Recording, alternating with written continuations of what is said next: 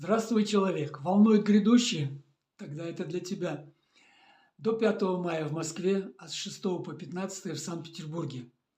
Нейрокоррекция на твоей ладони поможет пробудить твой творческий потенциал, убрать зажимы и блоки в теле и восполнить созидательную энергию.